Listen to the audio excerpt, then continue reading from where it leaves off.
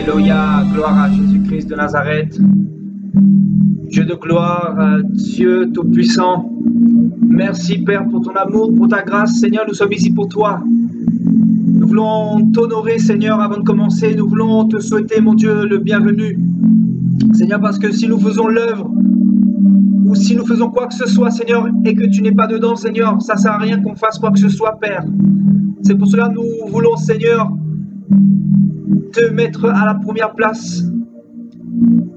Toi notre Dieu, toi notre roi, toi notre maître, toi notre créateur, celui qui a donné sa vie pour nous à la croix,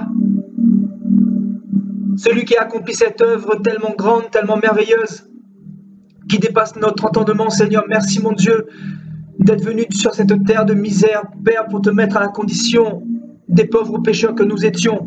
Nous sommes reconnaissants, Seigneur, jour après jour.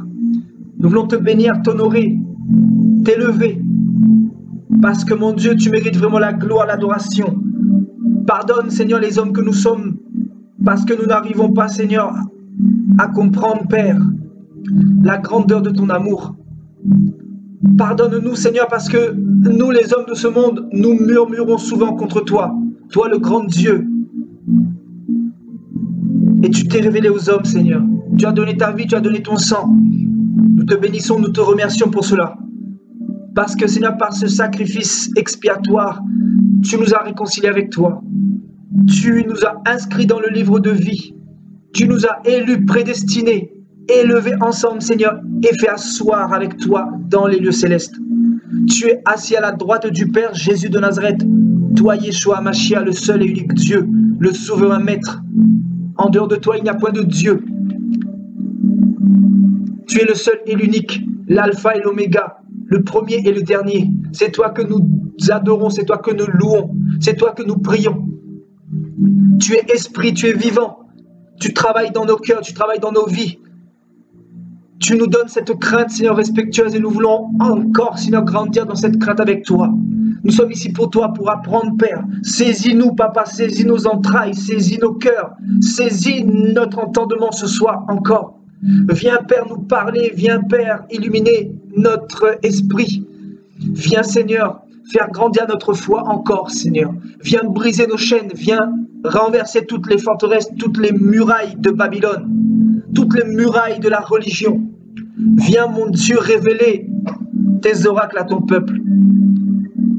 Merci, Papa, pour la vie, le souffle de vie. Merci, Papa, pour ta présence, pour ta nuée.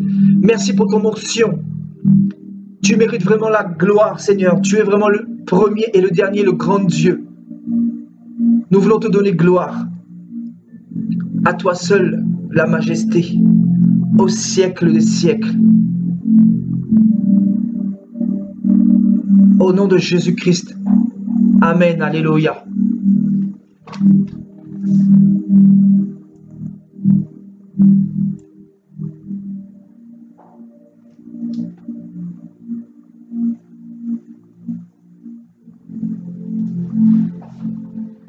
Alléluia, gloire à Dieu.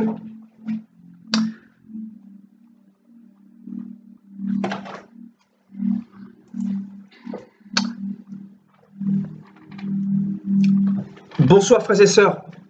Alléluia. Bon, la connexion passe parfaitement bien ce soir, donc je bénis le Seigneur. Soyez les bienvenus. Voilà, sans plus tarder, nous allons commencer. Nous avons parlé mercredi à partir de 21h. Nous avons commencé ce thème-là, le secret et l'intimité avec Dieu.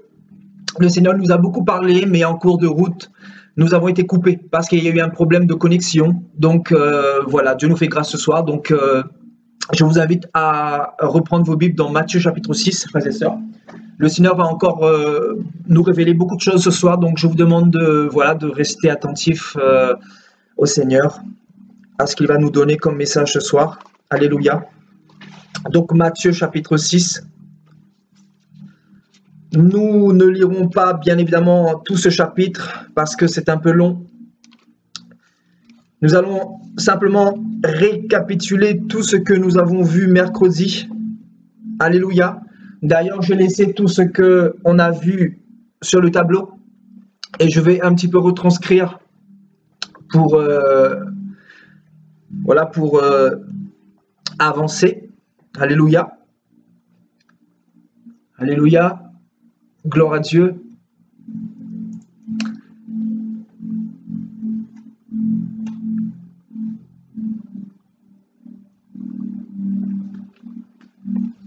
Donc, frères et sœurs, nous avons vu notamment dans le chapitre de Matthieu 6, le Seigneur nous interpellait à prendre en considération le lieu secret. Et notamment, le Seigneur a utilisé ce terme kryptos en grec à 3 reprises. Alléluia.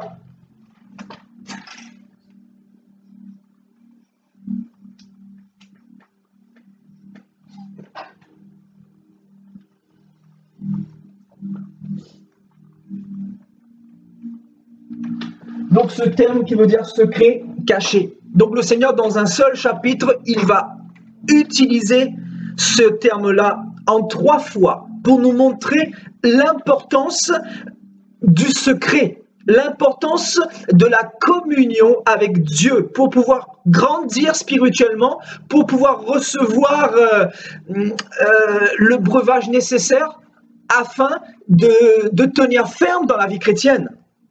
Et nous savons que nous sommes dans un temps particulièrement difficile où les hommes courent plus après les ministères, après l'onction, après les hommes de Dieu, après les dénominations, qu'après Dieu lui-même. Donc on se dit, mais les chrétiens ont-ils réellement compris le sens de la vie chrétienne?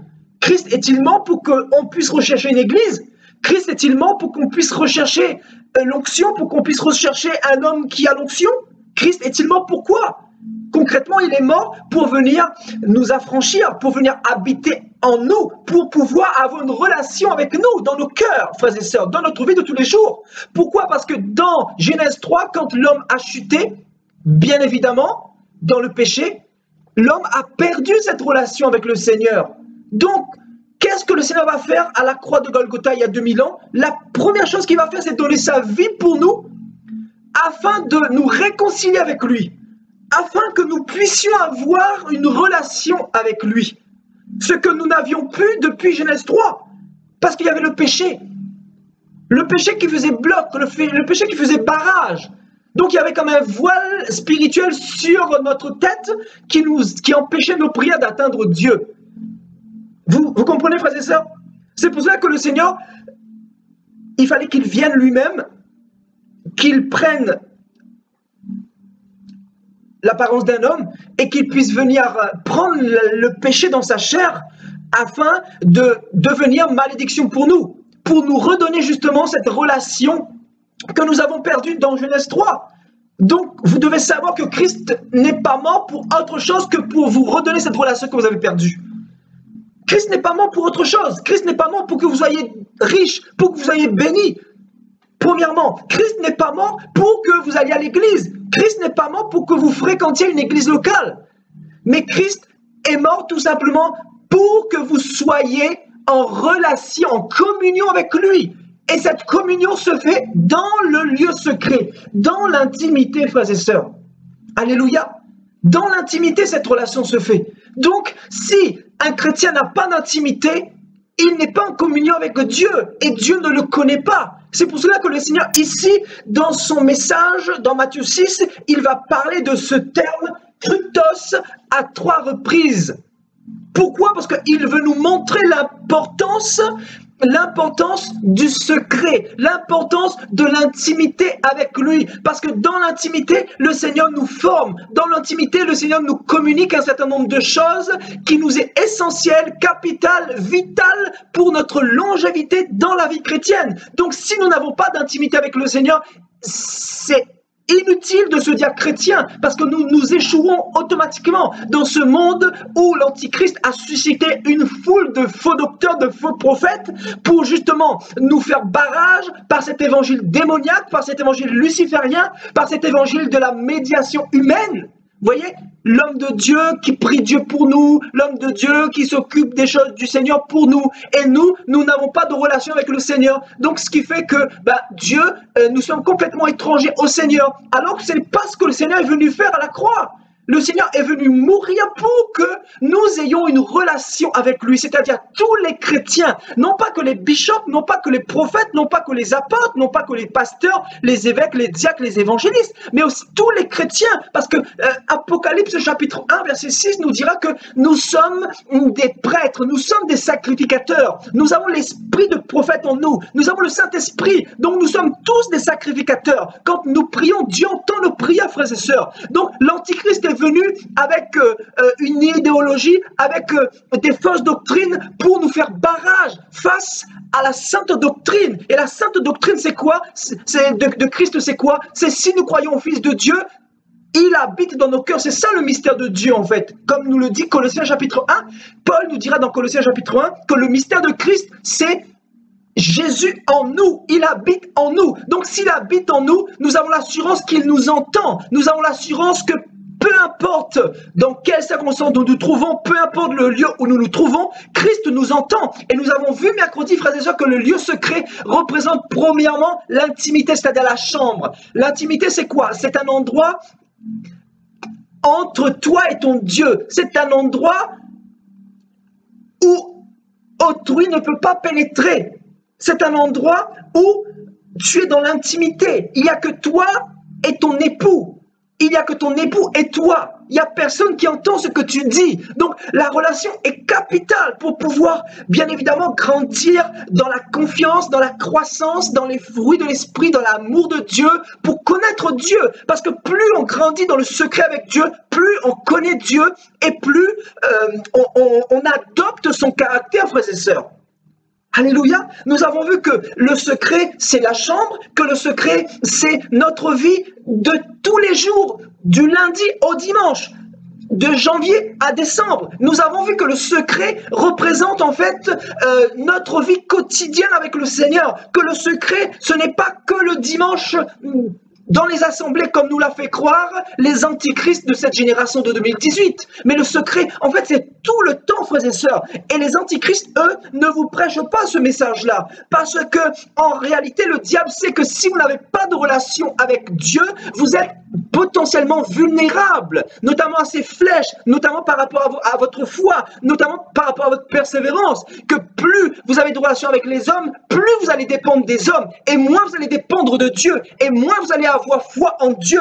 Donc c'est pour cela que le Seigneur dira, quand je reviendrai sur la terre, est-ce que je trouverai la foi, frères et sœurs? Tout simplement parce que cette génération a suscité tellement d'antichrists pour nous voiler les yeux par rapport aux faux évangiles. Alors que l'évangile de Christ, c'est quoi? C'est Christ en nous. J'aimerais juste vous emmener dans Colossiens chapitre 1. C'est très très important. Colossiens chapitre 1. Alléluia, merci Seigneur.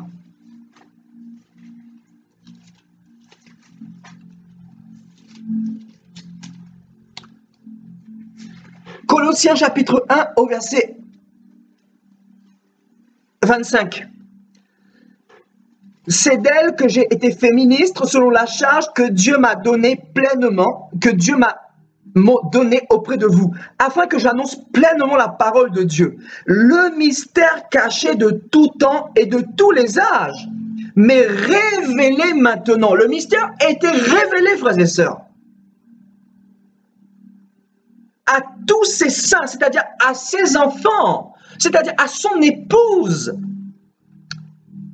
Dieu a voulu leur faire connaître, Dieu a voulu nous révéler la glorieuse richesse de ce mystère parmi les païens, savoir Christ en vous. Donc voilà le mystère de Christ. C'est Jésus-Christ, notre Dieu, notre Créateur, celui qui a dit je suis l'alpha et l'oméga, le commencement et la fin, qui habite en nous. C'est ça ce mystère-là. Tandis que les antichrists veulent nous cacher ce mystère-là, pour nous empêcher d'aller dans le royaume des cieux, pour nous empêcher de développer une relation avec le Seigneur dans l'intimité. Donc, le Satan, en fait, la première chose qu'il vise dans la vie d'un chrétien, c'est l'intimité, c'est la relation. Il veut, premièrement, voler cette intimité. Souvenez-vous dans Genèse chapitre 2, Genèse chapitre 3, Adam et Ève sont tombés, mais dans Genèse chapitre 1, Genèse chapitre 2, Adam et Ève avait une relation avec Dieu.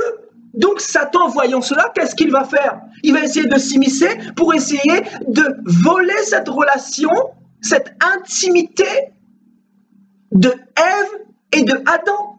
Vous comprenez?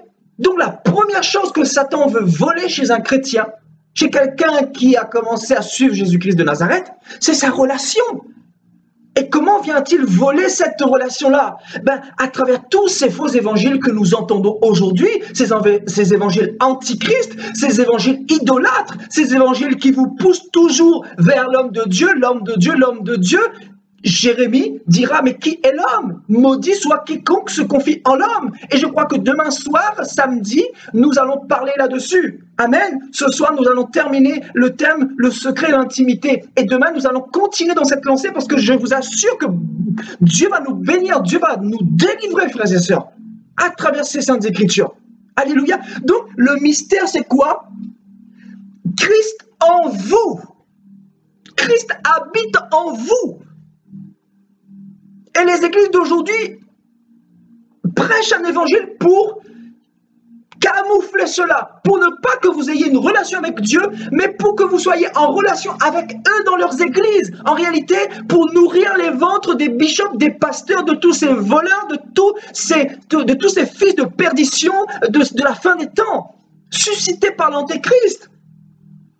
C'est pour cela que le Seigneur dira à ses enfants, sortez du milieu d'elle, de Babylone. Babylone, c'est quoi? C'est tout ça qui vous voile les yeux face à la simplicité de l'évangile de Christ.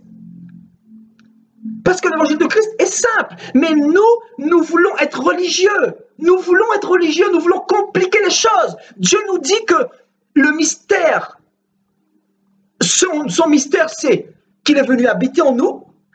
Et nous voulons compliquer, nous voulons courir après des hommes parce que nous avons l'impression que Dieu utilise plus les autres que nous. Nous avons l'impression que Dieu est plus avec d'autres que nous. Parce que nous n'entendons pas la voix de Dieu, parce que nous avons besoin de ressentir Dieu ou quoi que ce soit. Ce n'est pas une question de ressenti, frères et sœurs. C'est une question de foi. La vie chrétienne, ce n'est pas une question de ressenti. Ce n'est pas une question de je sens Dieu aujourd'hui, je suis disposé, pas disposé, Dieu avec moi un coup, Dieu n'est pas avec moi un coup. Non, ce n'est pas ça, frères et sœurs. La Bible dit que dans le Seigneur, il n'y a pas d'ombre de variation. Il ne change pas, frères et sœurs. L'homme peut changer, l'homme peut se réveiller, être en colère, être joyeux, être triste. L'homme peut avoir toutes sortes de sauts de caractère. Mais le Seigneur, lui, ne change pas. Il est fidèle. Et il est fidèle par rapport aux écrits, par rapport à la sainte doctrine, par rapport à sa parole. Il nous a dit, je serai avec vous jusqu'à la fin du monde. Il l'a dit, frères et sœurs. Je serai avec vous jusqu'à la fin du monde. Donc ce qu'il a dit, c'est ce qu'il est véritablement, parce qu'il est la parole, et sa parole est esprit et vie. Alléluia. Donc nous avons vu que dans l'intimité, le Seigneur nous brise. Le Seigneur brise notre caractère. Dans l'intimité, Dieu se révèle en tant que le Dieu saint, en tant que le grand Dieu. Et nous ne pouvons que nous humilier. Donc, le secret, le lieu caché, nous apprend l'humilité. Parce que dans l'humilité, nous sommes seuls. Donc, Dieu travaille notre caractère. Donc, le lieu secret, c'est pour que Dieu travaille notre caractère. Parce que le caractère ne se travaille pas à travers la théologie, à travers le catéchisme, à travers l'école des hommes, frères et sœurs. C'est ça l'évangile de Christ. Le caractère d'un homme ne se travaille pas à travers la théologie, mais à travers l'Esprit de Dieu, à travers la relation, à travers notre vie de tous les jours. Parce que nous vivons avec Dieu, il habite en nous, et donc il nous greffe un peu plus chaque jour.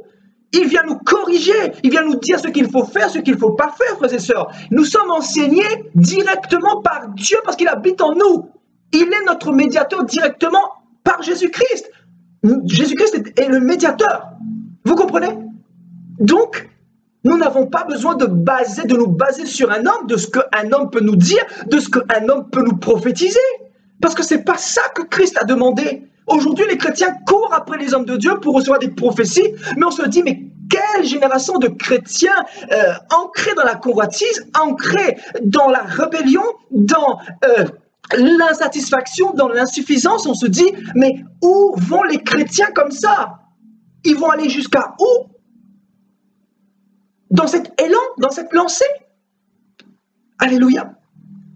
Donc, dans le secret, le Seigneur nous communique l'humilité. On l'a noté. Le Seigneur nous donne la force. La force, parce que moi-même qui vous parle, avant de servir le Seigneur, j'étais quelqu'un d'assez fermé, d'assez timide, d'assez retiré. comme Moïse pouvait dire au Seigneur, je ne sais pas parler. Jérémie également dira au Seigneur, je suis un jeune, je ne sais pas parler, mais pourquoi toi tu me choisis? Donc, Jérémie et Moïse, ainsi que les autres prophètes, ont dû avoir une relation dans l'intimité, dans le secret, pour pouvoir avoir la force nécessaire pour dire la vérité. La force nécessaire pour affronter tous les démons, tous les serpents, toute l'opposition, parce qu'en réalité, il y a beaucoup d'opposition en face. Donc, dans l'intimité, le Seigneur nous communique cette force nécessaire. Cette force qui nous est nécessaire pour ne pas tomber, pour ne pas craquer sous la pression, pour ne pas craquer face à l'adversité, face à l'opposition. Alléluia. Donc, dans l'intimité, le Seigneur nous communique la confiance. La confiance, frères et sœurs. Nous avons confiance en Dieu. Le Seigneur nous donne de l'assurance. L'assurance, c'est important d'avoir de l'assurance. Parce que quand tu as l'assurance, tu connais ton Dieu. Et ton Dieu qui s'est révélé à toi dans le lieu secret, quand tu parles, tu n'as pas peur de dire les choses ouvertement, que cela choque, que cela choque les uns et les autres. Ça, c'est pas ton problème. Tu dis la vérité. Comme le Seigneur dira à Ézéchiel, toi parle. Qu'ils écoutent, qu'ils n'écoutent pas, toi parle. Je mets les paroles dans ta bouche. Parle à ce peuple. Même si ce peuple a le cou raide et le front endurci, toi parle, je veux que tu parles. Donc pour parler, nous devons avoir suffisamment d'assurance et aussi l'autorité. Le secret nous communique l'autorité, c'est-à-dire le caractère de Christ. Amen. L'esprit prophétique. Amen. L'onction prophétique qui vient habiter en toi. Et quand tu parles, ce n'est plus toi qui parles, mais en réalité, c'est Christ qui parle en toi. C'est Christ qui vit en toi. Comme le dira Paul dans le livre de Galates. Si je vis, ce n'est plus moi qui vis, mais c'est Christ qui vit en moi. Si je parle, ce n'est plus moi qui parle, mais c'est Christ qui parle en moi. C'est sa parole qui parle en moi. C'est son onction qui parle en moi. C'est lui qui fait toutes choses en réalité. Parce que nous ne disons que ce que nous avons entendu et ce que nous avons reçu de Yeshua dans le secret. Le secret, c'est quoi également? C'est la parole, c'est l'intimité, c'est-à-dire la méditation de la parole de Dieu. Amen. Donc le secret, c'est également la méditation quotidienne de la parole de Dieu. Parce que Dieu nous parle énormément par les Saintes Écritures. Parce que nous pouvons recevoir des songes, nous pouvons recevoir toutes sortes de révélations, de prophéties. Mais si toutes ces choses ne sont pas basées sur la parole de Dieu, sur la sainte doctrine, nous sommes en réalité à côté de la plaque, frères et sœurs. Nous sommes à côté. Parce que nous avons besoin de nous baser sur les Saintes Écritures pour pouvoir avancer avec le Seigneur. Nous ne pouvons pas nous appuyer sur toutes les prophéties que les pasteurs, les prophètes donnent. Ce n'est pas ça la vie chrétienne. La vie chrétienne, c'est s'appuyer sur la prophétie des prophéties, c'est-à-dire la parole de Dieu, les Saintes Écritures, frères et sœurs. Alléluia. Donc, le secret, le lieu caché nous apprend à dépendre de Dieu, à dépendre de Dieu seul. Amen. C'est-à-dire, nous n'avons besoin de personne, d'aucun homme pour nous dire comment il faut prier, comment il faut donner son argent aux pauvres, comment il faut se comporter, comment il faut parler. Ça, ce sont des choses que le Seigneur nous enseigne directement. C'est pour ça que Jean nous dira que son onction nous apprend toutes choses, nous enseigne toutes choses. Et cette onction, c'est quoi? C'est ce que le Seigneur nous communique dans l'intimité, frères et sœurs. En réalité, toutes les choses se passent dans l'intimité, parce que Jésus lui-même se retirer dans les déserts pour aller dans l'intimité avec le Père, pour recevoir en réalité toutes ces choses-là, pour être équipé dans la bataille, pour être équipé dans le combat, pour pouvoir avoir tous les fruits de l'esprit. Le secret nous communique les fruits de l'esprit, l'amour, la patience, la bonté, la longanimité, pour affronter également tous les adversaires, tous les opposants, parce que le Seigneur, s'il n'avait pas de relation avec le Père dans le secret, comment aurait-il pu faire face à cette opposition, à tous ces pharisiens qui le persécutés, qui crachaient sur lui, qui l'ont lapidé? Comment aurait-il pu faire face? Comment aurait-il pu bénir ses ennemis quand en face on le maudissait, alors qu'il était en train de faire du bien, alors qu'il était en train de donner sa vie pour eux? Donc il fallait qu'il ait un caractère, le caractère de Dieu pour pouvoir gérer toutes ces pressions, toutes ces oppositions, toutes ces persécutions, ces tribulations, frères et sœurs. Donc, le secret nous communique également, nous avons dit mercredi dernier, les fruits de l'esprit, selon Galates chapitre 5, verset 22. Amen. Les fruits de l'esprit, c'est dans la prière, c'est dans le secret, c'est avec le Seigneur dans le secret, dans l'intimité. Ne cherchez pas une école biblique, vous allez vous gourer. Parce qu'aujourd'hui, les écoles bibliques, comme vous le savez, tout est payant. Tout est payant aujourd'hui. Donc, vous voyez, le Seigneur, lui, il nous dit, vous avez reçu gratuitement, donnez gratuitement. Donc, il y a un problème. Vous voyez qu'il y a un problème. Donc, les hommes, nous, on veut être religieux. On veut compliquer les choses, malheureusement. Alléluia. Donc, l'intimité, le secret nous donne la crainte de Dieu. La crainte de Dieu. Parce que nous sommes en communion avec lui. Parce que sa sainteté coule en nous. Parce que sa pureté coule en nous. Donc, nous apprenons à craindre Dieu parce que nous le connaissons. Le lieu secret nous donne la connaissance de notre Dieu. Le lieu secret nous révèle qui est notre Dieu. Le lieu secret nous permet de pouvoir discerner comment Dieu fonctionne, comment Dieu opère, comment Dieu parle. Le lieu secret est important pour se ressourcer. Pour se ressourcer. Je disais que la dernière fois, l'homme est comme un téléphone qui a besoin d'être rechargé.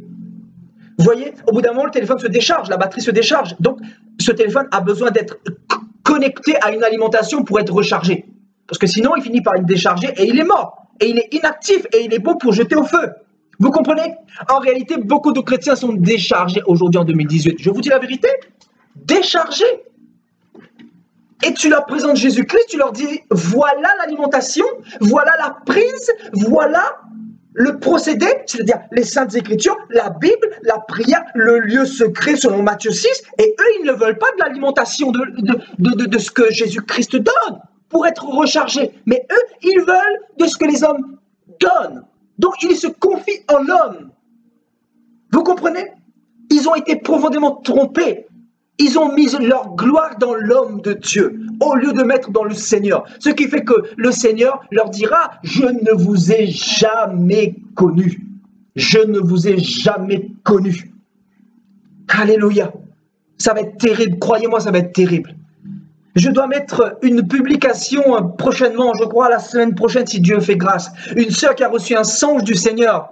Elle a raté l'enlèvement parce qu'elle est restée dans un péché avant de dormir. Elle ne s'est pas repentie. Et je peux vous assurer, c'est un songe qui m'a saisi aux tripes. Et je vais mettre ce songe la semaine prochaine sur Internet. Et vous allez voir, ça va vous parler, vous qui êtes enfants de Dieu, pour vous montrer que beaucoup pensent qu'ils se moquent de Dieu, mais on ne se moque pas de Dieu éternellement. Parce que je vous assure, il y aura des surprises à l'enlèvement de l'Église. Beaucoup seront surpris quand ils vont voir leur pasteur, leur bishop rester, les chantres rester. Cette sœur disait qu'il y avait des chantres qui étaient restés, même son pasteur était resté, quasiment toute son Église était restée. Waouh, le Seigneur nous interpelle, le Seigneur nous parle dans les songes, le Seigneur nous interpelle, frères et sœurs, pour nous réveiller, pour nous dire qu'il faut être connecté à lui dans ce temps particulièrement difficile. Parce que c'est un temps, je vous dis, terrible. C'est un temps rempli d'antichrist, rempli de faux docteurs, rempli de faux prophètes. On a mis la loi de Dieu de côté et on met les enseignements des hommes sans l'Esprit de Dieu, sans la parole de Dieu. Donc c'est une chrétienté qui n'est pas bâti sur le roc, mais qui est bâti sur la tradition, qui est bâti sur l'enseignement des hommes, qui est bâti sur la théologie, qui est bâti sur le catéchisme, qui est bâti sur les enseignements lucifériens. Alléluia. Donc, le secret, l'intimité, nous communique la soumission. La Bible dit, humiliez-vous sous la main puissante de Dieu et il vous élèvera au temps convenable. Quand tu es devant Dieu, tu ne peux que t'humilier parce qu'il est saint, parce qu'il est tellement grand, parce qu'il est ton créateur, parce qu'il a créé le ciel et la terre, il a créé le soleil, la lune, les galaxies, il a créé les étoiles. Il a créé tes mains, tes yeux, tes oreilles, ton cœur, ton foie, ton organisme, le fonctionnement de ton organisme. Il a créé tout ça. Tu ne peux que reconnaître qu'il est grand. Et tu ne peux que te soumettre. Donc, le secret t'apprend à t'humilier, à te soumettre à Dieu. Donc les personnes aujourd'hui qui sont orgueilleuses, il y a tellement de chrétiens qui sont orgueilleux aujourd'hui. Ce sont des personnes, encore une fois, qui n'ont pas de relation dans l'intimité, dans le secret avec Dieu. Comment reconnaître un chrétien qui a une relation avec Dieu ou pas? C'est dans son comportement, c'est dans sa manière de parler, c'est dans sa manière de s'habiller. Tu comprends s'il a une relation avec Dieu ou pas. Parce que si tu es connecté à la box, comme je disais mercredi, donc le chrétien est semblable à un ordinateur et il doit être connecté à la box. La box représente le royaume de Dieu, représente Jésus-Christ. Donc, si tu es près de cette box, tu recevras les informations de cette box. Et qu'est-ce qui doit émaner de cette box? Bien évidemment, la sainteté de Dieu, la pureté de Dieu, la sanctification sans laquelle personne ne verra le Seigneur. L'humilité, parce que Dieu lui-même, il s'est humilié, nous dira Éphésiens chapitre 2. Il s'est humilié jusqu'à la mort de la croix. Nous donnons un exemple, frères et sœurs. Donc ces enfants, nous devons aussi nous humilier. Donc aujourd'hui, vous avez toutes sortes de prophètes qui viennent en costard-cravate, habillés avec des vêtements à 2-3 000 euros et on se dit, mais c'est ça Christ? Ça c'est Christ? Des orgueilleux alors qu'il y a des personnes qui meurent de faim, alors que dans l'église, il y a des personnes qui n'arrivent même pas à joindre les deux bouts pour finir les fins de mois. Donc on se dit, mais c'est ça l'église? Si Christ était dans cette génération, comment serait-il comporté? Je vous assure que Christ ne se comporterait pas de la manière de tous ces faux pasteurs que nous voyons aujourd'hui. C'est pour cela que l'esprit est irrité. Vous voyez, quand je vois tous ces bishops sur Internet, là, ça parle, ça jacasse, ça parle de Jésus-Christ, mais en réalité, ils vont rester, la plupart vont rester, ils vont pleurer au jour de l'enlèvement. Ils ne vont pas comprendre. Ils ne vont pas comprendre parce qu'en réalité, ils n'ont pas été réellement circoncis en profondeur par le Seigneur. C'est pour cela qu'ils n'ont pas le caractère de Dieu. Parce que le secret, l'intimité, nous circoncis le cœur, nous brise. La circoncision, c'est aussi le brisement. Et quelqu'un qui est brisé ne peut que s'humilier, ne peut que révéler Jésus-Christ seul. Paul dira, je n'ai pas eu la prétention de vous prêcher autre chose que Jésus-Christ mort et ressuscité. Paul n'a pas prêché un homme. Paul disait dans 2 Corinthiens chapitre 4, à partir du verset 3-4, que ce n'est pas l'homme qui l'a prêché. Ce n'est pas l'homme qui l'a prêché, mais c'est Jésus-Christ homme. C'est Jésus qui l'a prêché. Jésus était le centre du ministère de Paul, du ministère de Pierre, du ministère de Jacques. Ils ont présenté le royaume de Christ. Ils ont présenté le royaume d'en haut. Ils ont présenté celui avec qui il fallait être connecté. Paul dira,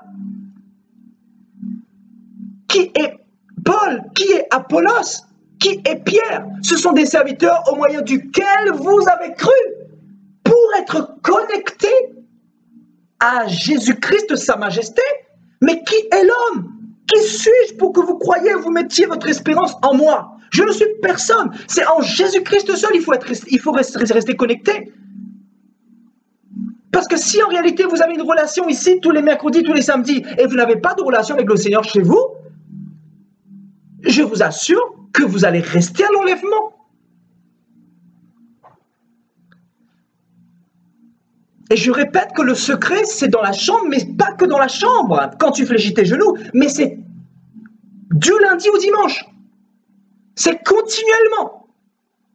Tu deviens une lettre écrite, un parfum de bonne odeur, pour témoigner aux autres de la grandeur de Christ, de ce qu'il a fait dans ta vie.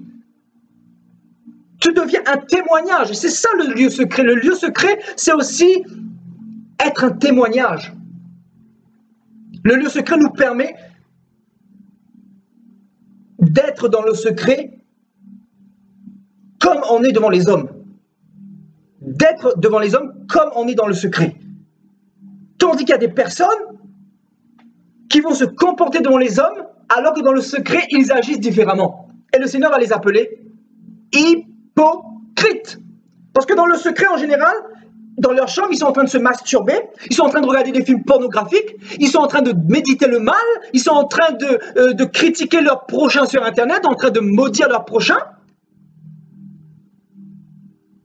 Et devant les hommes, Tous les dimanches, ça se dandine et ça part dans les assemblées pour chanter Alléluia. Et là, ça chante et quand tu vois, tu diras, voilà, lui, il est sauvé, bien sûr. Mais quand tu vois le secret, le Seigneur, là, quand il voit dans le secret, il dit, mon Dieu, quel hypocrite! Quel hypocrite! Donc, un véritable enfant de Dieu n'agit pas de la sorte. Il se comporte pareil dans le secret que devant les hommes. Il ne joue pas un rôle. Il est vrai. Il est sincère. Il est humble. Parce que ce n'est plus lui qui vit, c'est Christ qui vit en lui. Parce qu'il est connecté à Christ. Parce que lui, en réalité, il n'existe plus. Quand il parle, c'est Christ qui l'annonce. C'est le mystère de Christ qui l'annonce. C'est le royaume de Dieu qui l'annonce. C'est le roi des rois qui l'annonce. C'est l'alpha et l'oméga qui l'annonce. C'est le Dieu tout-puissant qui reviendra chercher son épouse qui l'annonce. Alléluia. Donc, la soumission. Alléluia. Et au verset 7, on nous dit « En priant, ne multipliez pas de vaines paroles comme font les païens qui s'imaginent qu'à force de paroles, ils seront exaucés. Ne leur ressemblez pas. » Nous ne devons pas être comme des robots devant le Seigneur. Nous ne devons pas ressembler à tous ceux qui fréquentent Babylone. Nous devons être vrais. Le Seigneur nous montre par là que nous devons être nous-mêmes. Nous devons parler avec notre cœur. Nous ne devons pas essayer de jouer un rôle devant Dieu. Surtout pas devant Dieu parce qu'il nous connaît. Parce qu'il nous a créés. Parce que depuis le ventre de nos mères, il nous connaît en réalité. Il connaît nos faiblesses, il connaît nos forces, il connaît nos lacunes, il connaît nos convoitises, il connaît tout ce qui se cache dans nos cœurs.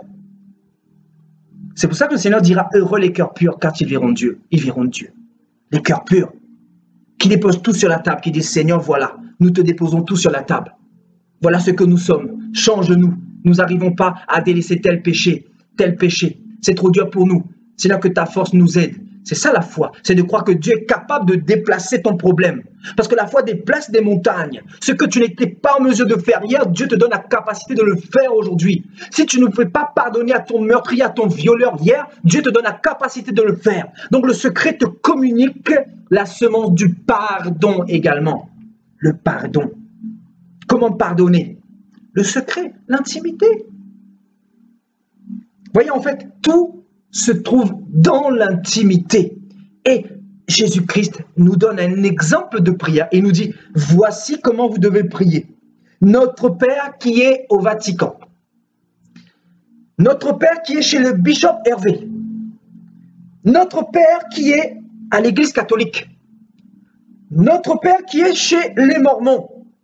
Notre Père qui se trouve chez les Baptistes. Notre Père qui se trouve chez les pentecôtistes. Frères et sœurs, vous comprenez, est-ce que Dieu vous ouvre l'intelligence pour comprendre ces choses-là?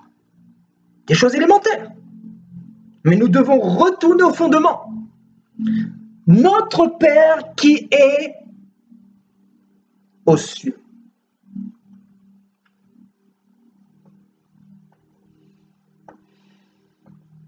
Les cieux ici, c'est le lieu secret. Pourquoi? Vous savez pourquoi? Alléluia, merci Seigneur. On va aller dans Éphésiens. Regardez. Regardez. Merci Seigneur. Éphésiens.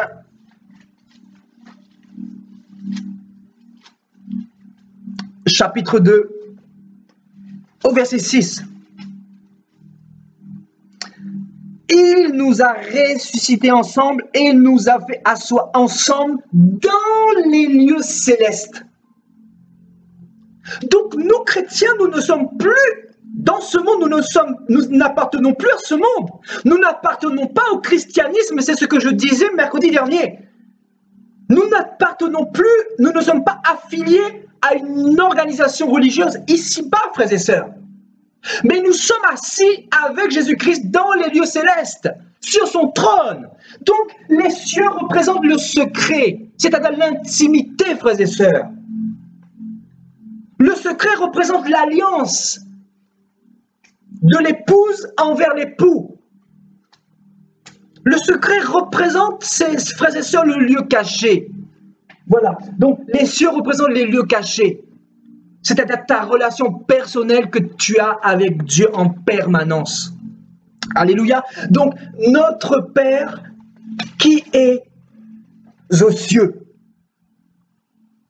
Donc, notre Père ne se trouve pas chez le bishop untel. Donc, quand vous priez, allez dans le secret. Allez dans l'intimité, dans votre chambre. Et parlez à Dieu, priez à Dieu. Ne cherchez pas un médiateur, ne cherchez pas quelqu'un pour prier pour vous, pour faire les choses à votre place. Parce que vous êtes en train de vous ralentir dans votre vie spirituelle. Et Dieu veut vous bénir. Et Dieu bénit en réalité à travers la foi que nous expérimentons. Parce que ceux qui n'ont pas foi en Dieu et qui placent leur confiance dans les hommes, en réalité, sont des personnes disqualifiées par le Seigneur. Alléluia. Que ton nom soit sanctifié, que ton règne vienne, que ta volonté soit faite sur la terre comme au ciel. Donne-nous aujourd'hui notre pain quotidien. Le pain quotidien, la parole. Voyez, la parole. Chaque chrétien doit lire la Bible tous les jours. Un chrétien qui ne lit pas la Bible, c'est quelqu'un qui ne peut pas être connecté à Christ en permanence. C'est pas possible. Je postais un message aujourd'hui, je disais que je ne peux pas rester une journée sans être connecté au Seigneur. C'est comme une drogue. Je suis en manque quand je ne lis pas la Bible ou il se passe quelque chose. Vous comprenez? C'est quelque chose de fort. Je suis passionné, je suis devenu dépendant du Seigneur. Parce que j'ai besoin de ça pour que mon esprit soit apaisé, pour que mon esprit soit en paix, dans la joie. Alléluia. Dans la confiance, dans l'assurance également. Alléluia. Donc, pardonne-nous nos offenses. Vous voyez le pardon. Le pardon se trouve en effet dans le secret. C'est très très important de le souligner.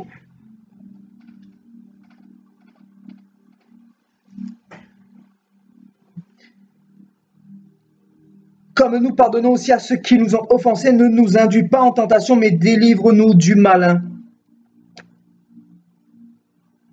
Délivre-nous du malin. Le secret nous donne la force, le lieu secret nous donne la force pour écraser le péché, pour ne pas succomber à la tentation, pour ne pas retomber dans les mêmes tentations, dans les mêmes péchés que nous étions auparavant, avant que nous étions convertis. Comment abandonner le péché? Le Seigneur nous donne le secret. La prière, humiliez-vous sous la main puissante de Dieu. La prière. Ne nous induis pas en tentation, délivre-nous du mal. C'est dans le secret que cela se fait. Un pasteur ne peut pas te délivrer du mal. Il n'y a que Jésus-Christ qui peut te délivrer de Satan. Parce que c'est lui, en réalité, qui a vaincu le diable à la croix. Donc, tu dois être connecté à la tête qui est Jésus-Christ et non pas au corps. Parce que le corps, oui, ils peuvent prier pour toi, ce sont tes frères et sœurs. Mais en réalité, tu dois aller à la source. Et la source, c'est quoi? C'est la foi. La foi. Et je crois que ceux qui se comportent de cette manière-là ne seront jamais déçus par le Seigneur, parce que le Seigneur ne déçoit jamais personne, parce qu'il prend plaisir dans ses enfants qui ont foi en lui, frères et sœurs. Parce qu'en réalité, il connaît nos faiblesses, mais il connaît aussi l'effort que nous mettons en œuvre pour essayer de le plaire, frères et sœurs. Il connaît ces choses-là. La Bible dit qu'il a été tenté comme nous en toutes choses. Alléluia. Allons dans Romains chapitre 2.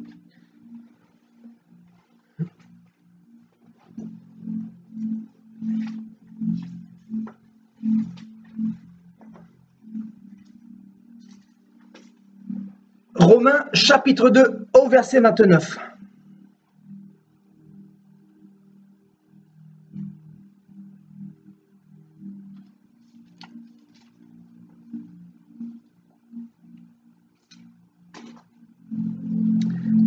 On va lire à partir du verset 28. Amen. À partir du verset 28.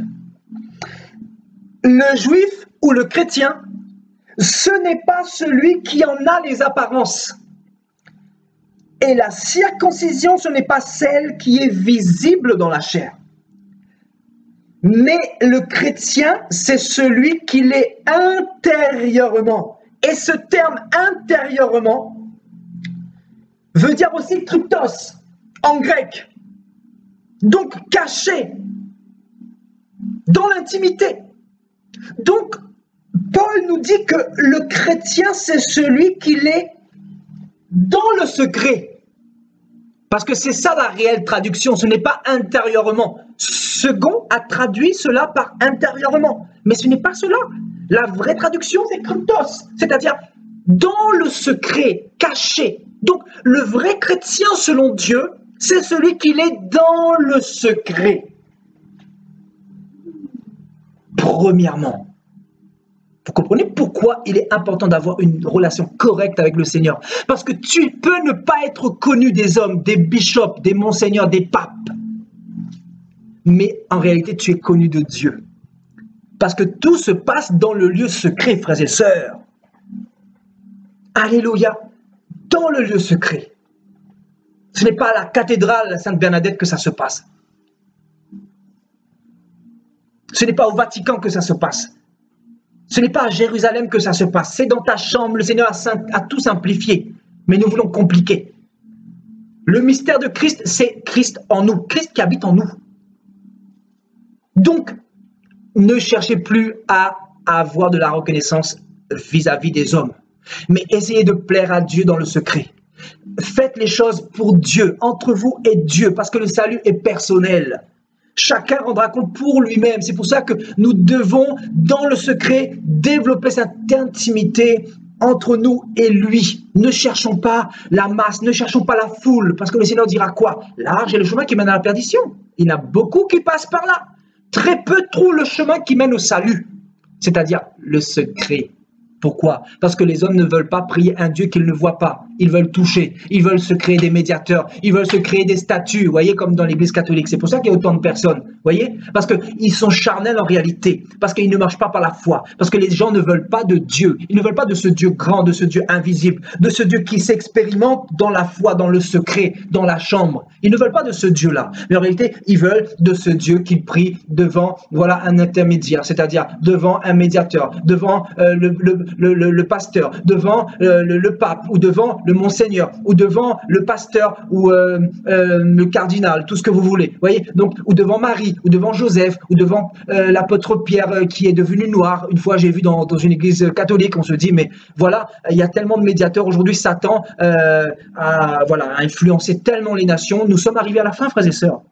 Et la médiation, je vous assure, hein, que ce soit au niveau des idoles, au niveau des hommes, là, ça a atteint son paroxysme.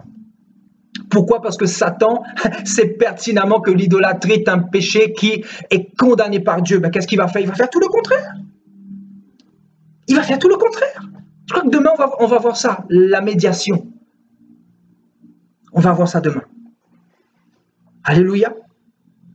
Donc, le vrai chrétien, c'est celui qui l'est dans le secret, que personne ne vous trompe. Ce n'est pas celui qui se montre tous les dimanches dans la chair, bien habillé. Non. Parce qu'en réalité, beaucoup se montrent chrétiens tous les dimanches, mais Dieu ne les connaît pas. Parce que pour que Dieu te connaisse devant les hommes, il faut qu'il t'ait déjà vu dans le secret. Mais en réalité, beaucoup ne sont jamais dans le secret avec Dieu. Dieu ne les connaît pas. C'est pour cela que quand Jésus-Christ reviendra, il leur dira « Je ne vous ai jamais connus ». Pourquoi? Parce qu'ils n'étaient jamais dans le secret avec lui. Parce qu'ils étaient avec les hommes, ils étaient dans la communion fraternelle avec les hommes, ils étaient dans les églises, mais ils n'ont pas recherché Dieu en général, en réalité. Ils n'ont pas recherché Dieu. Et ils n'ont pas fait sa volonté. Parce que celui qui fait sa volonté, c'est celui qui ne s'assoit pas dans un bâtiment d'église pendant 30 ans et il chauffe les chaises de l'église. Ce n'est pas ça.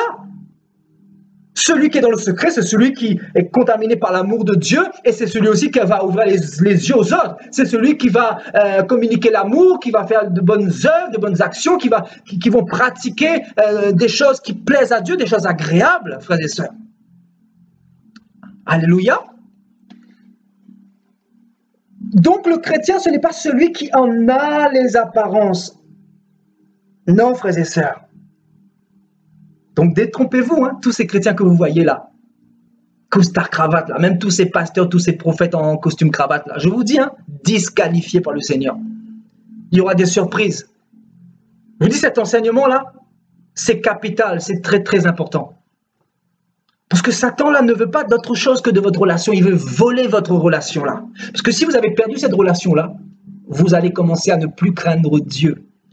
Vous allez commencer à retourner dans vos anciens péchés.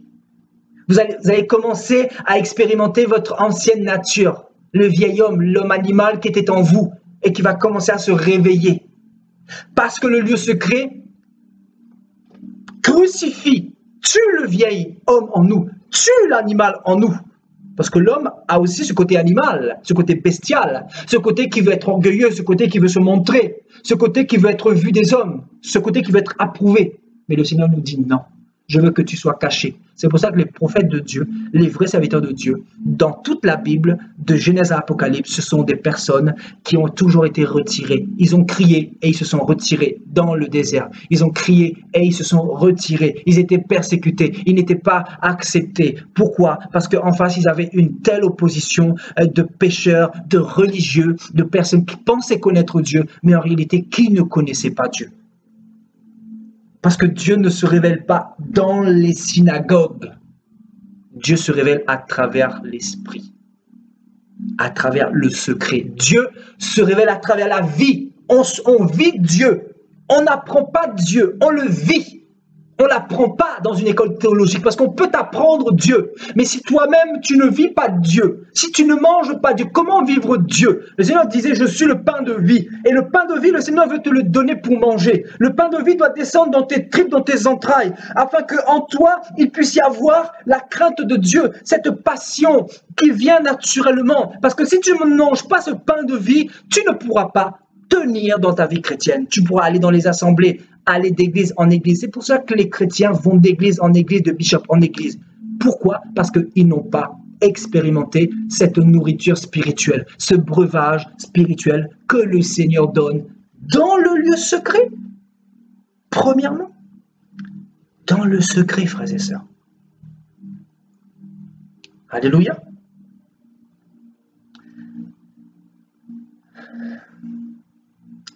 Alléluia. Gloire à Dieu. Nous allons partir dans Hébreux chapitre 4.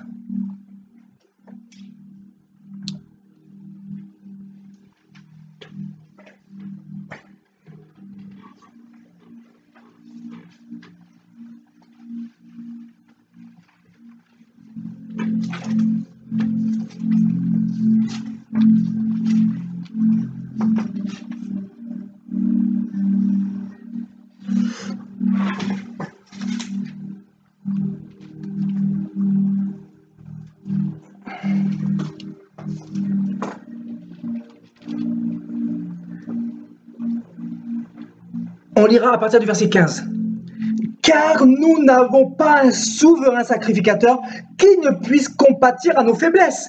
Au contraire, il a été tenté comme nous en toutes choses, sans commettre de péché. Approchons-nous donc avec assurance du trône du pasteur Hervé.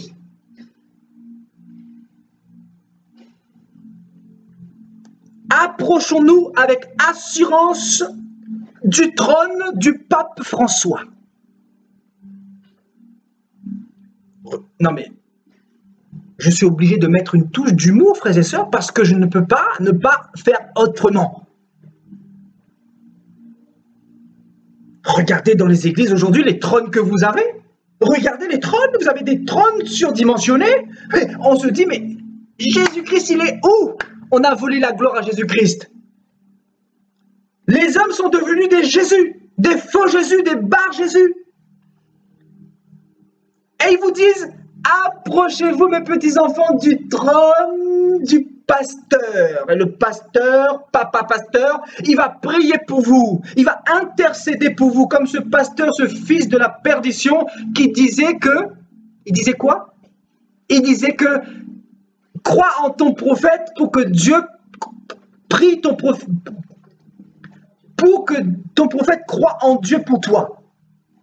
Vous voyez le niveau de confusion? Vous voyez le niveau d'égarement? Là, ce n'est plus, c'est une question d'égarement. Le Seigneur les a frappés, c'est fini. C'est un point de non-retour. Ils ont tellement blasphémé. Ils sont partis trop loin. Donc, quand c'est comme ça, ben, il faut leur laisser avec leur trône. Vous comprenez? Pour ça que le Seigneur dit, sortez du milieu d'elle, mon peuple. Il faut sortir, il ne faut pas rester, vous comprenez? Alléluia. Donc, approchons-nous donc avec assurance du trône de l'archibishop Jacques. Waouh! Approchons-nous donc, nous tous, c'est-à-dire les vrais enfants de Dieu, approchons-nous donc du trône de la grâce, de Jésus-Christ, du trône de Jésus-Christ. Le trône, c'est où? C'est dans le lieu secret. Approchons-nous du trône, non pas d'un homme, non pas d'un bishop, non pas d'une église, mais du trône de la grâce, afin d'obtenir miséricorde et de trouver grâce pour être secourus dans nos besoins. Nous avons tous des besoins, n'est-ce pas? Nous avons tous des besoins à des niveaux différents. Nous manquons tous de quelque chose. Nous avons tous besoin que Dieu exauce quelque chose dans notre vie. Mais comment nous demandons à Dieu? Est-ce que nous sommes dans cette convoitise? Est-ce que nous avons compris le sens de la vie chrétienne? Est-ce que nous sommes devenus chrétiens pour être riches ou pour remercier Dieu ou pour être une action de grâce devant Dieu? Pourquoi sommes-nous devenus chrétiens, frères et sœurs?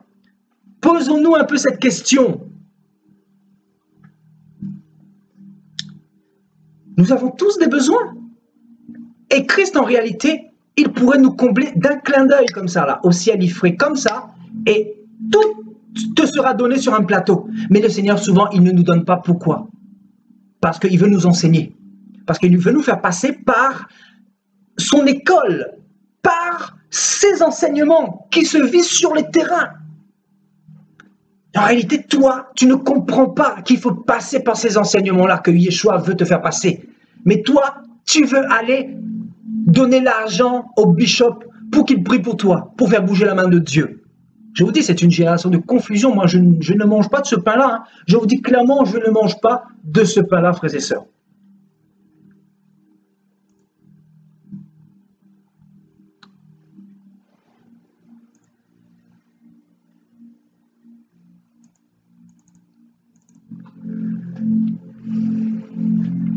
Alléluia. Je ne mange pas de ce pain-là.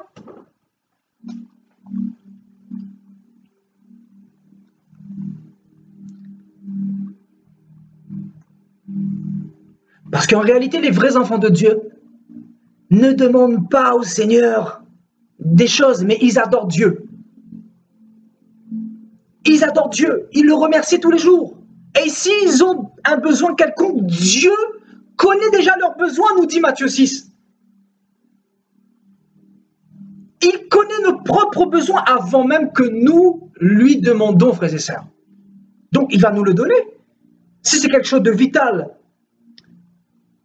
il va nous le donner. Si c'est pour notre habillement, il va nous le donner.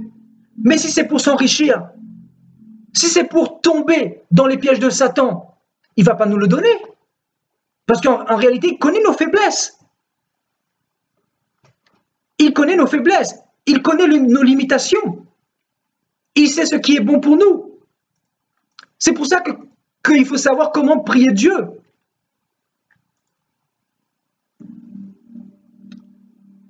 Alléluia. Il faut prier Dieu en lui donnant les actions de grâce. Parce qu'en réalité, il nous a déjà tout donné. C'est ça qu'il faut comprendre. Alléluia.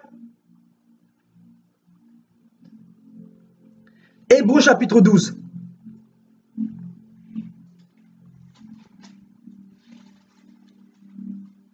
Donc, on va aller dans 1 Pierre. 1 Pierre chapitre 5.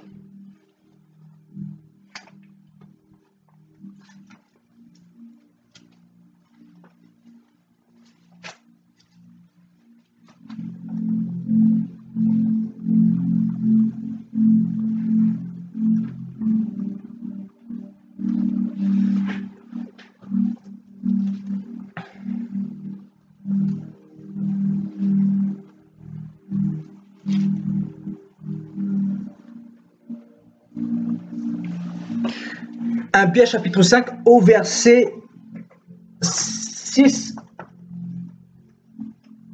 et 7. Alléluia.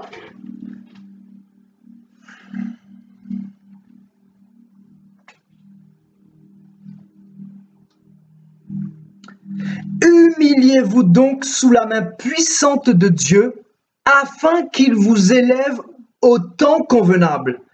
Et déchargez-vous sur lui de tous vos soucis,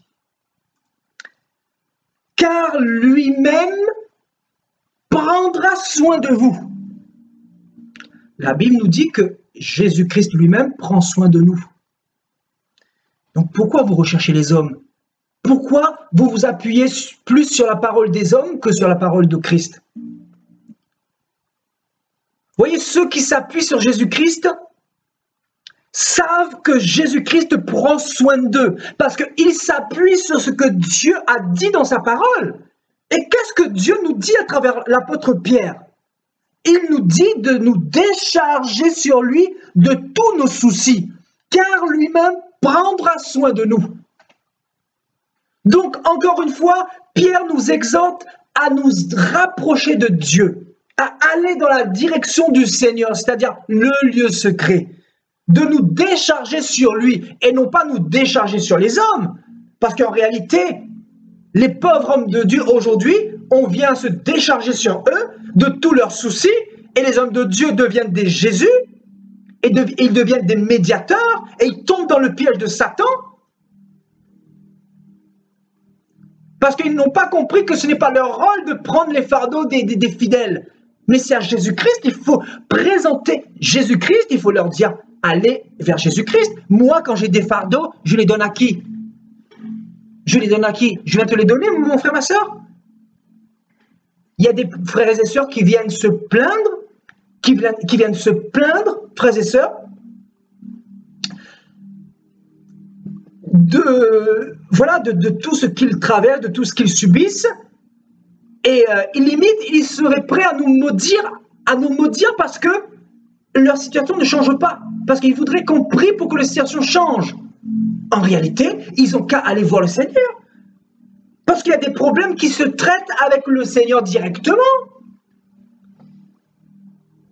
Qu'est-ce que je peux faire pour tes soucis? Qu'est-ce que je peux faire pour tes fardeaux? Qu'est-ce que je peux faire pour ta famille? Qu'est-ce que je peux faire pour tes persécutions? Pourquoi tu viens essayer de me charger avec tout ce que tu vis, avec tous tes problèmes en réalité? C'est Jésus-Christ qu'il faut aller voir. Amen. Donc en fait, il faut ramener le peuple de Dieu au fondement. Au fondement. Il ne faut pas aller plus loin, frères et sœurs. Alléluia. Donc, déchargeons-nous sur lui. Donc, le lieu secret nous permet de nous décharger sur Dieu. Et encore une fois, cela ne nous empêche pas de partager nos problèmes envers les frères, envers les sœurs, pour que nous puissions prier ensemble. C'est pas ça, c'est pas ce que je dis, c'est pas mon langage. Mais mon langage, c'est quand on a un problème, quand on a des problèmes, des soucis, allons d'abord nous confier à Dieu. Allons d'abord voir Jésus-Christ dans le secret. Faisons-lui confiance, frères et sœurs. C'est ça le message. Le message, ce n'est pas de vous dire de ne pas venir nous voir, de ne pas être dans la communion fraternelle. Ce n'est pas ça le message. Le message, c'est d'aller voir Dieu parce que Dieu veut que vous vous déchargiez sur lui. Parce que lui-même prendra soin de vous. Moi, je ne peux rien pour vous. Parce que celui qui prend soin de vous travaille au niveau de l'âme. Moi, je ne peux pas travailler au niveau de l'âme. Moi, je peux te donner quelques paroles pour te fortifier, je peux prier pour toi, mais je ne peux pas travailler au niveau de ton âme. C'est Dieu qui travaille au niveau de ton âme. C'est Dieu qui travaille au niveau de ton esprit parce que lui-même, il est esprit. Moi, je ne suis pas esprit, je suis chair comme toi. C'est pour ça qu'il ne faut pas venir me voir. Il ne faut pas venir aller voir d'autres hommes de Dieu, d'autres... Non. Regardons à Jésus-Christ seul. Jésus-Christ ressuscité, frères et sœurs. Alléluia. Donc, c'est ça l'évangile. C'est ça la parole. Donc, allons maintenant dans 1 Pierre chapitre 2.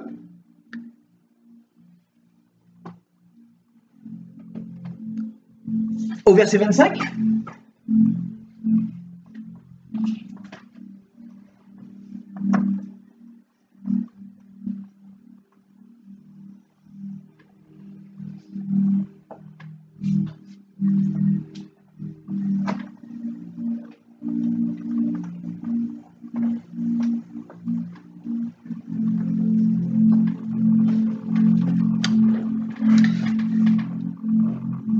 Car vous étiez comme des brebis errantes, mais maintenant vous êtes retournés vers le berger et le gardien de vos âmes. C'est lui qui garde vos âmes. C'est vers lui qu'il faut aller. Moi, je ne peux rien faire pour toi. Je suis qu'un homme.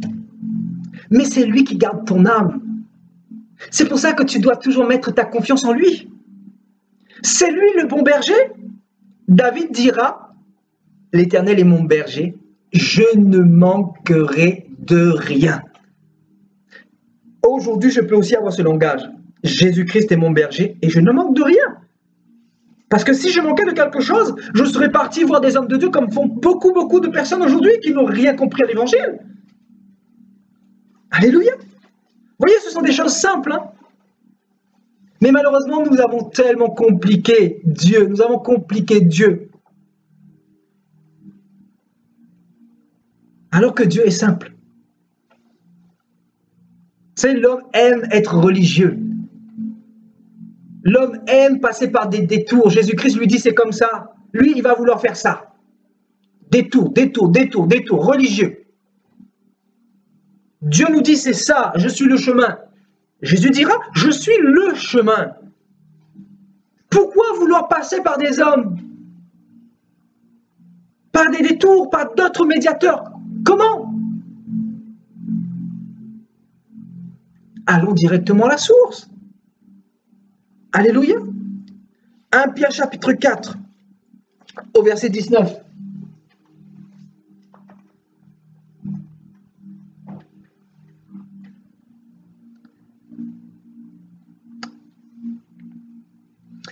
On va lire à partir du verset 18. Et si le juste se sauve avec peine, que deviendront l'impie et le pécheur? Ainsi que ceux qui souffrent remettent leurs âmes au prophète des nations Hervé? Non. Que ceux qui souffrent remettent leurs âmes au fidèle Créateur en faisant ce qui est bien. Encore une fois, on nous dirige vers le Créateur, c'est-à-dire à Jésus. Regardons à Jésus, frères et sœurs. Amen. Alléluia. Et dans Hébreu, on va dans Hébreu chapitre 13.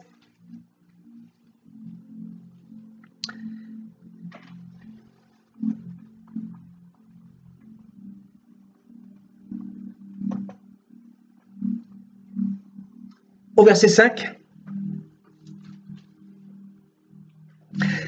Ne vous livrez pas à l'amour de l'argent, contentez-vous de ce que vous avez, car Dieu lui-même a dit, Dieu lui-même a dit,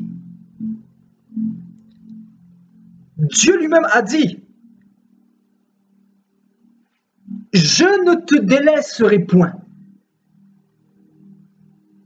Quand tu traverses une épreuve, tu dis, Seigneur, tu as dit dans ta parole, je ne te délaisserai point. Parce qu'il a dit, je serai avec vous jusqu'à la fin du monde. Donc effectivement, Jésus-Christ l'a dit. Donc tu dis, Seigneur, tu as dit que tu ne me délaisseras point. Donc je mets ma foi en toi, peu importe ce qui peut m'arriver, peu importe mes souffrances, peu importe ce dont quoi je manque, mais je te donne toute ma confiance, je te donne toute ma vie, je m'appuie sur ce que ta parole dit. C'est ça être chrétien, frères et sœurs. Jésus-Christ, dans Luc 4, quand il a été confronté au diable, il ne s'est pas appuyé sur autre que la parole de Dieu. Il s'est appuyé sur les Saintes Écritures pour pouvoir faire face à la tentation qu'il était en train de subir face à face par rapport au diable. Alléluia. Donc, je ne te délaisserai point et je ne t'abandonnerai point. Jésus n'abandonne point ses enfants. Même si des fois, vous avez l'impression qu'il est loin. Même si vous avez l'impression des fois qu'il ne vous entend pas. Des fois, vous commencez à prier, vous fléchissez vos genoux, mais vous n'êtes pas disposé parce qu'en réalité, c'est la chair qui combat. En réalité, votre chair combat. Vous savez, la chair, c'est le premier démon chez un chrétien. C'est pour ça que vous devez apprendre à gérer votre chair. Vous devez apprendre à dire à votre chair, maintenant tu te tais, tu m'obéis au nom de Jésus. Tu m'obéis, voilà, tu te mets à genoux et que maintenant, c'est l'esprit qui prend le contrôle. Il faut apprendre à discipliner la chair, frères et sœurs. Parce que la chair, en général, n'aime pas prier. Alléluia. Donc, quand vous avez l'impression que Dieu n'est pas là, il est toujours là. Parce que la Bible dit qu'il est toujours là. C'est pour cela que c'est pas facile. Je sais que ça nous arrive à tous. Je ne suis pas plus fort que vous. Ça nous arrive à tous. On a l'impression des fois que Dieu est loin. Dieu est loin. Mais en général, quand nous ouvrons la bouche, quand nous faisons une délivrance, nous commençons simplement à bénir le Seigneur. Et là, simplement, l'onction vient dans la pièce et je vous assure, les démons commencent à s'agiter comme ça. Et tu te dis, ben, Dieu est réellement là. Ben oui, il est là. C'est pour ça que je veux t'encourager. C'est parce que tu n'as pas encore bien expérimenté comme il faut la puissance de la résurrection. Parce que le jour où tu vas commencer à expérimenter vraiment, tu vas voir que c'est réel ce que je suis en train de te dire. Ce que la Bible nous dit, c'est réel. Je ne te délaisserai point et je ne t'abandonnerai point. C'est donc avec assurance que nous pouvons dire, le Seigneur est mon aide. Le Seigneur est mon aide. Et je ne craindrai rien. Waouh! Je ne craindrai rien. Waouh! Si cette parole en réalité est dans ton cœur, tu ne craindras ni le diable, ni les sorciers, ni les satanistes.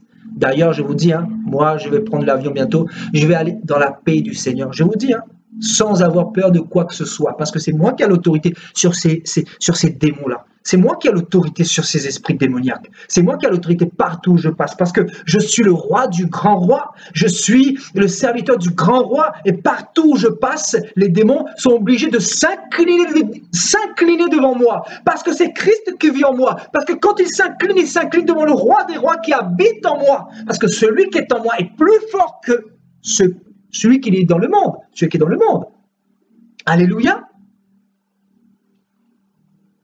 Parce que je me suis appuyé sur la parole, non pas sur un père spirituel, non pas sur un mentor, non, mais je me suis appuyé sur la parole de Dieu. Le Seigneur me dit aujourd'hui, donc est-ce que tu prends cette parole pour toi ou pas? C'est ça la question que j'aimerais te poser.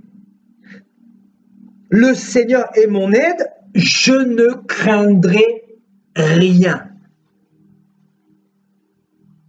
Je ne craindrai rien. Même dans l'ombre de la vallée de la mort, l'Éternel est présent. Il est ma droite et il est celui qui marche sur mes ennemis. Il est celui qui a vaincu mes ennemis. Il est celui qui combat pour moi. Il est celui qui m'a justifié. Qui accusera les élus de Dieu? Christ est mort et il est ressuscité. Et il est notre avocat. Et il nous a ressuscités ensemble dans les lieux célestes. Nous sommes sur son trône avec lui. Qui pourra nous ravir cette gloire? Qui pourra nous enlever cette grâce? Dieu nous a choisis, Dieu nous a aimés. Dieu nous a mandatés. Dieu a mis son esprit en nous. Donc c'est avec assurance que nous pouvons nous lever afin d'œuvrer pour le Seigneur, frères et sœurs, sans aucune crainte. Parce que si Dieu est pour vous, qui sera contre vous? Qui sera contre vous? Si Dieu est pour vous, qui sera contre vous? Alléluia.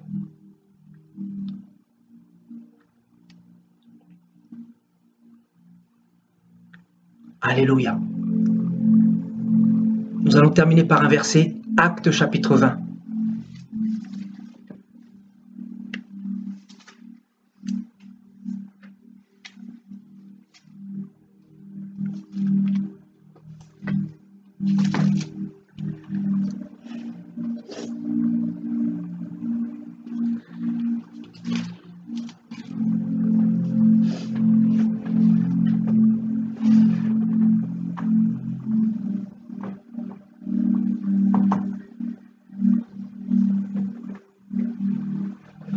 Acte 20 au verset 32.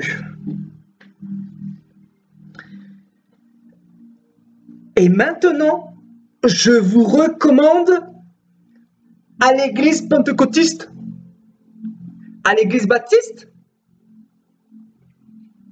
à l'église catholique. Et maintenant, je vous recommande à Dieu. Je vous recommande à Dieu. Et à la parole de sa grâce, à celui qui peut édifier et donner l'héritage avec tous les sanctifiés.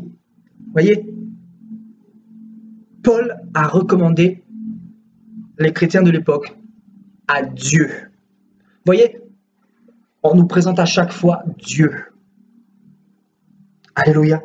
Donc un serviteur de Dieu qui ne vous présente pas Yeshua, qui ne vous présente pas le roi des rois, c'est un antichrist. C'est un antichrist. Alléluia. Donc, voyez, toujours Jésus, Jésus-Christ, matin, Jésus-Christ, midi, Jésus-Christ, soir, Jésus-Christ, janvier, février, mars, avril, mai, juin, juillet, août, septembre, octobre, novembre, décembre 2019, 2020, jusqu'à ce que le Seigneur revienne, frères et sœurs. Jésus, Jésus, Jésus, Jésus est Seigneur. L'homme est, frères et sœurs, de la poussière, de la pourriture, et il va quitter ce monde un jour. Mais Jésus-Christ, lui, ne meurt plus. Il est ressuscité. Il a ouvert la voie pour que nous soyons des fils dignes du royaume, des fils qui marchons par la folie de la puissance de la croix. Parce que cet évangile, ça, c'est une puissance pour ceux qui périssent, mais une puissance également pour ceux qui sont sauvés. Alléluia. Nous terminerons, nous partirons dans 2 Corinthiens chapitre 4.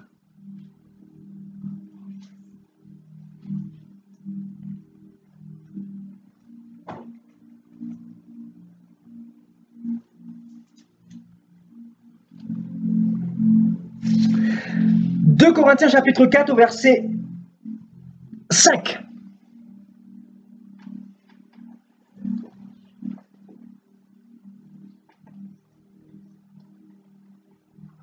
2 Corinthiens chapitre 4 au verset 5.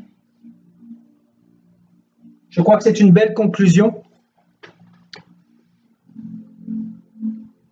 Nous ne nous prêchons pas nous-mêmes. Waouh! Et regardez ce monde aujourd'hui. Chacun a son église, chacun a sa vision, chacun est devenu le Dieu de son église. Chacun prêche son ministère au lieu de présenter le royaume des cieux. Donc je dis merci Seigneur, je n'ai pas d'église. Si ça aurait été ma vision, bien évidemment, je peux vous assurer que ça aurait été Christ. Peu importe. Parce que l'homme là tombe vite fait dans les pièges de la gloire là, dans le piège de mettre des âmes dans les bâtiments. Et regardez aujourd'hui, ça n'a jamais été la vision de Christ, les frères et sœurs. Ça n'a jamais été la vision de Christ de mettre des moutons dans les assemblées, de les tondre comme à la boucherie. Christ a déjà été tondu il y a 2000 ans. Il a été déjà égorgé pour nous. Il a payé le prix pour nous. Donc ne vous laissez plus mettre sous le joug de la servitude. Cessez de vous faire égorger par les hommes. Laissez-vous conduire par l'Esprit de Dieu. Le Seigneur va vous conduire. Alléluia. Nous ne nous prêchons pas nous-mêmes, c'est Jésus-Christ. Jésus-Christ que nous prêchons. Et nous disons, vos serviteurs, à cause de Jésus. À cause de Jésus. Et nous sommes vos serviteurs en réalité. C'est ce que nous sommes.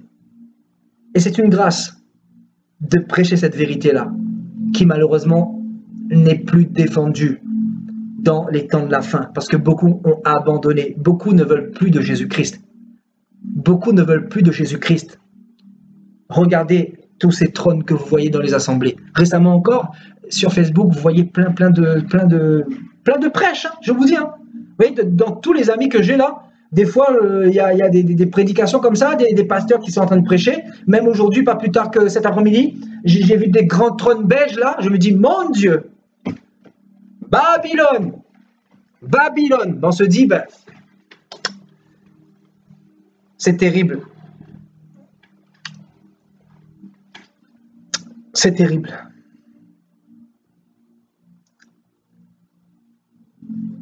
Chacun son trône.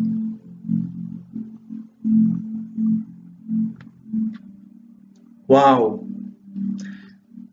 Alléluia. Demain, on va parler sur la médiation. Amen. Sur le médiateur.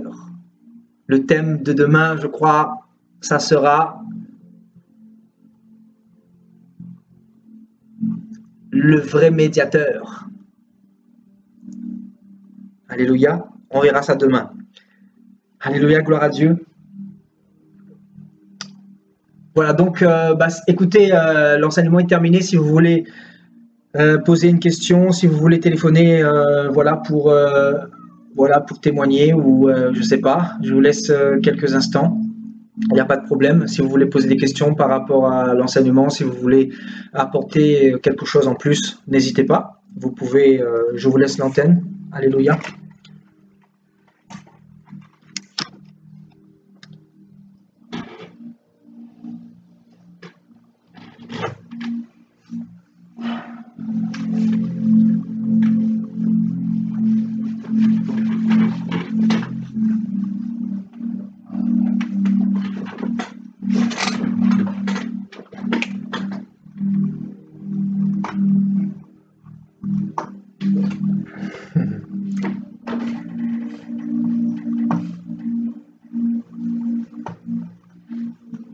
Une mémoire de poisson rouge.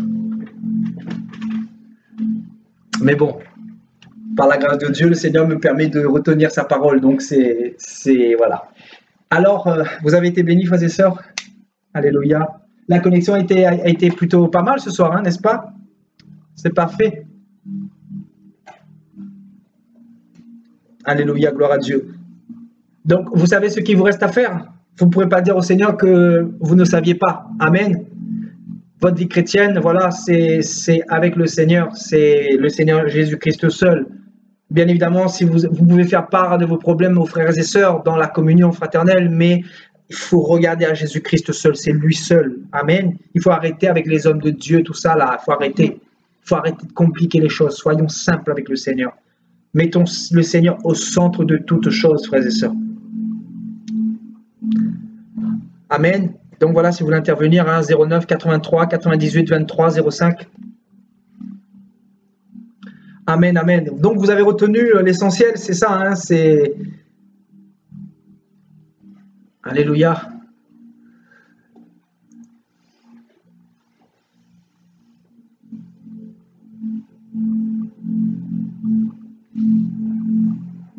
Alléluia. Gloire à Dieu. Gloire à Dieu si vous avez été bénis. Gloire à Jésus de Nazareth, c'est lui vraiment qui fait toutes choses. C'est lui, c'est sa grâce. C'est sa grâce. C'est son onction qui fait, c'est lui qui fait. Alléluia. Toute la gloire revient à lui seul. Alléluia. Je suis content de vous d'avoir pu terminer ce thème-là parce que vraiment, Satan ne voulait pas qu'on puisse parler là-dessus, bien évidemment. Vous comprenez pourquoi? Parce que la relation, là, c'est le plus important. La relation avec le Seigneur. Alléluia, gloire à Dieu. Amen. Sois béni, Mireille. Alléluia. Soyez bénis, frères et sœurs. Amen, amen. bien sûr, hein, tous les versets, tu peux revoir l'enseignement, Nathalie, hein, ça sera sur ma page, c'est pas un problème. Sinon, déjà, il y a ça, hein, d'accord, il y a ça, il y a ça. Il faudra que tu revoies l'enseignement parce que c'est mieux expliqué, d'accord. Mais sinon, il y a aussi Hébreux 4,16. Voilà, il y a aussi 1 Pierre 5, 6, 1 Pierre chapitre 5, verset 6 et 7, 1 Pierre chapitre 2, verset 25,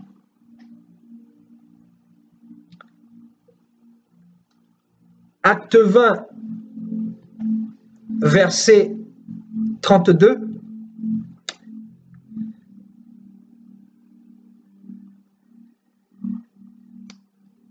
un Pierre chapitre 4 au verset 19.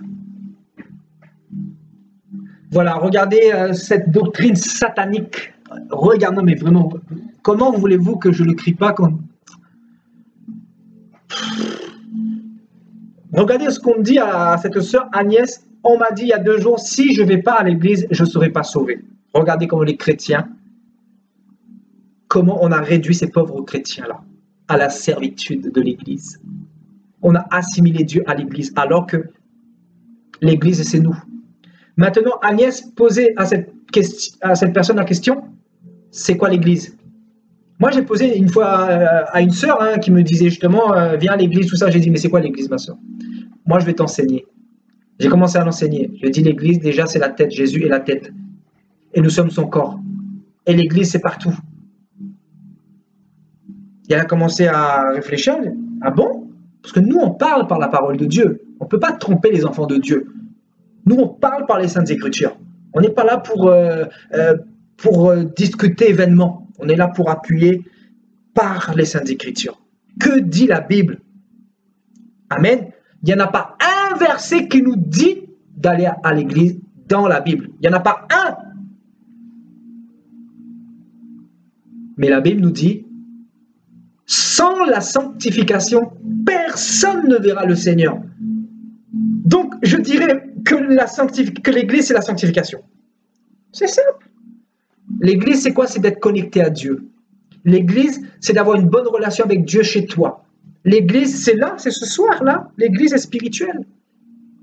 L'église virtuelle, comme ce soir, nous sommes en train de partager la parole. C'est ça l'église. L'église, c'est quoi? Matthieu 18.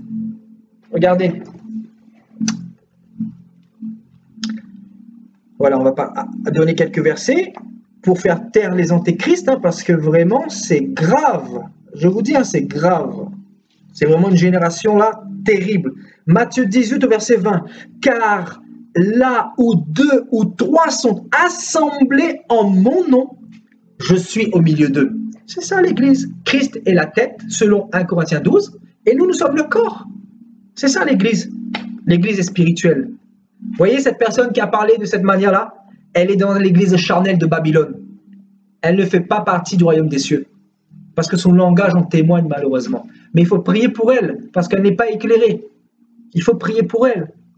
Vous voyez, c'est important d'être enseigné par la parole de Dieu. Parce que si tu n'as pas la connaissance là, tu vas avoir le joug de la culpabilité. Et avoir la culpabilité, c'est terrible, frères et sœurs. Je vais vous dire, voilà les assemblées. C'est pour ça que Dieu vous demande de fuir là. Fuyez, frères et sœurs.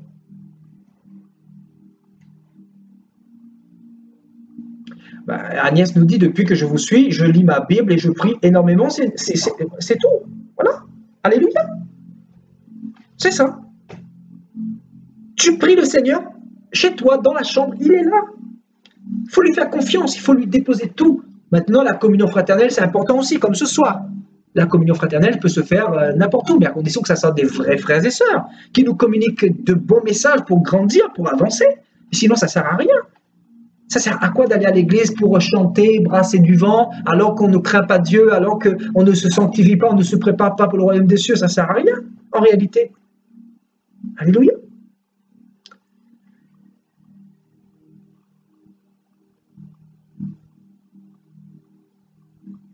Voilà.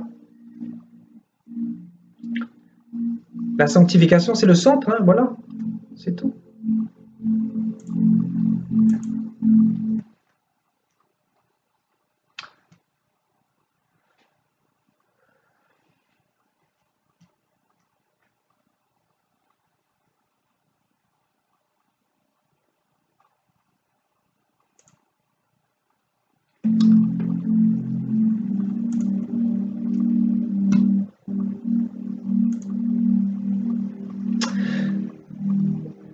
Donc voilà, si vous avez une question, hein, si vous voulez appeler, un dernier appel pour ceux qui voudraient appeler. Sinon, je vous donne rendez-vous demain soir. Amen. Demain soir, à partir de 21h, on va louer le Seigneur ensemble et continuer comme ça dans la suite du thème qu'on a prêché aujourd'hui. Toujours dans, voilà, dans la même continuité. Hein. On se laisse guider par Dieu. Amen. Voilà, je crois qu'il n'y aura pas d'appel pour ce soir. Ben voilà, soyez bénis. Père, au nom de Jésus-Christ, nous te bénissons. Merci pour ton amour, ta grâce. Merci pour ta fidélité. Merci, Papa, de ce que tu été encore fidèle et présent ce soir. Merci, Papa, pour ta grâce. Merci de garder mes frères et sœurs. Garde-nous dans ton amour, dans ta grâce, dans tes compassions. Nous te bénissons, mon Dieu. Maintiens-nous dans ta communion, Papa, parfaite. Maintiens-nous, Seigneur, dans ton amour. Nous voulons t'aimer. Nous voulons apprendre à t'aimer. Nous voulons apprendre à te plaire, Seigneur. Que ta volonté soit faite. Garde-nous de ce monde corrompu, de toute distraction, de toute impudicité spirituelle, de toute prostitution. Seigneur, garde-nous, garde nos yeux, garde nos cœurs, garde nos familles, garde nos frères et sœurs. Nous remettons toutes choses entre tes mains. Toi, le roi des rois, le Dieu de gloire, merci pour le message d'ores et déjà que tu vas nous donner demain soir. Merci pour tout ce que tu fais pour nous. Au nom de Jésus-Christ, nous t'avons ainsi prié. Amen, frères et sœurs.